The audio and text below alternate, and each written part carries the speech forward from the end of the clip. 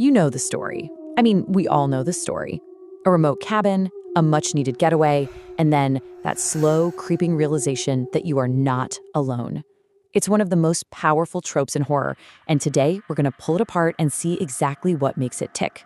We'll use 4 absolutely terrifying accounts as our guide. And that line right there, that's it. That's the whole thing in a nutshell. It's delivered by a park ranger to 2 survivors, and it just gets right to the heart of the fear.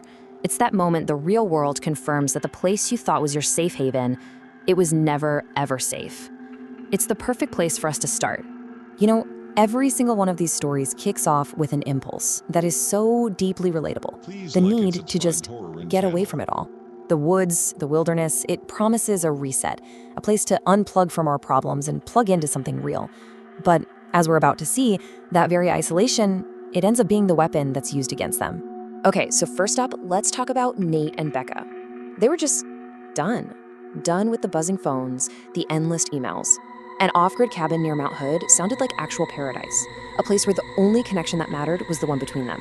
The goal was simple, just pure, uninterrupted quiet. Then you've got Maya and Chloe. For them, this wasn't a vacation, it was a mission. 6 months after a family tragedy had built a wall of silence between them, Maya booked a cabin deep in the Ozark National Forest. She was hoping that the raw honesty of the wilderness would be the one place they could finally start talking again. And of course, there's the classic friends trip. Jake, Ryan, and Evan. They went deep, like 7 miles deep, into Michigan's Porcupine Mountains for some good old-fashioned bonding. But for Evan, who was just reeling from a messy divorce, it was more than that. It was a desperate attempt to just outrun the silence in his own head. And our last group is Mark and his dad. Their yearly fishing trip was sacred, but this year, for Mark's 17th birthday, his dad went all out. He booked a fly-in cabin on the Upper Kenai River in Alaska. We're talking no roads, no people, just them, the cabin, and the river. It was supposed to be the adventure of a lifetime. So, the stage is set, right? Everyone has found their perfect escape. But in every single one of these stories, there is a moment. It's that first wrong note in a perfect song. It's the point where that comforting quiet starts to curdle into something else entirely, something menacing. And this lays out that terrifying flip perfectly.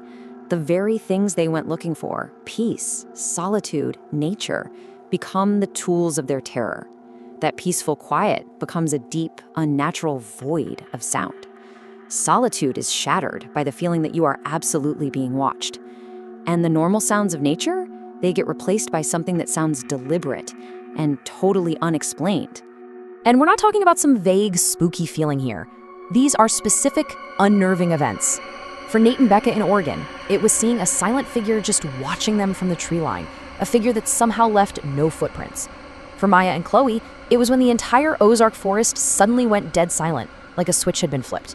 For the guys in Michigan, it was 3 sharp, deliberate knocks on their door at midnight and finding nothing but bare footprints in the freezing mud. And for Mark and his dad in Alaska, it was a rhythmic, measured tapping on the cabin wall, a sound that made no sense on a windless, foggy night. So what is the threat? What's actually out there in the dark? Well, this is one of the coolest parts of this whole trope.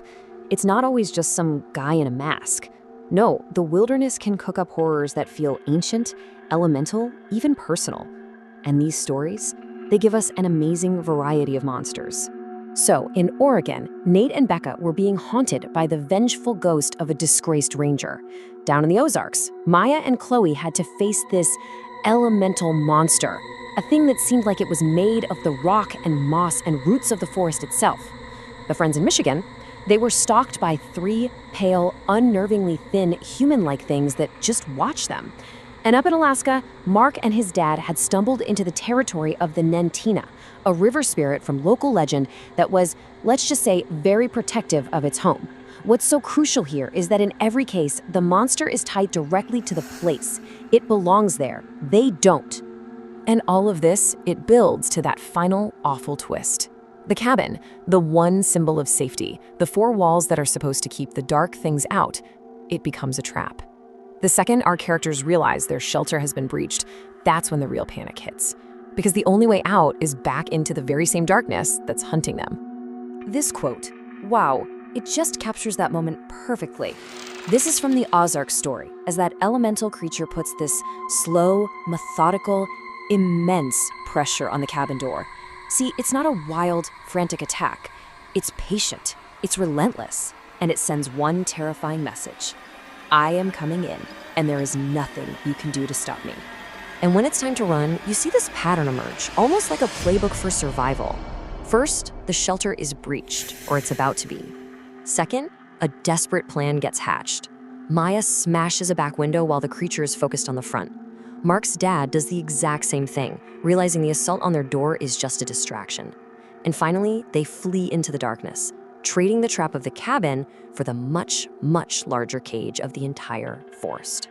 And let's be clear, getting out is never simple. After their friend Evan was taken, the two remaining friends in the Porcupine Mountains found that every single one of their trail markers had been ripped away. They were facing a 7-mile hike through a wilderness that now felt like it was actively trying to keep them lost. That number, 7 miles, it just perfectly captures the crushing, terrifying scale of how alone they really were.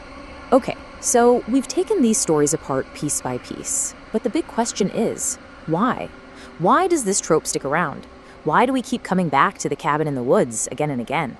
Well, I think it's because it taps into some of our most fundamental, most primal fears.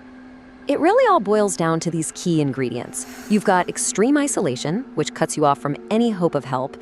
You've got primal vulnerability, that reminder that once you strip away all our modern tech, we're not exactly at the top of the food chain anymore.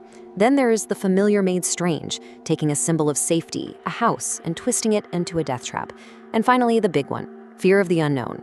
Because the scariest monster is always the one you can't quite see or understand, whether it's a thing made of rock or just a silent, pale figure watching from the trees. Because in the end, these stories aren't really just about monsters, are they? They're about us. They're about testing our relationships, our wits, our will to live when everything we rely on is stripped away. So the final question isn't just what's lurking in the woods. It's about what these stories dig up from inside of us. What does our fascination with these dark, lonely places really say about who we are?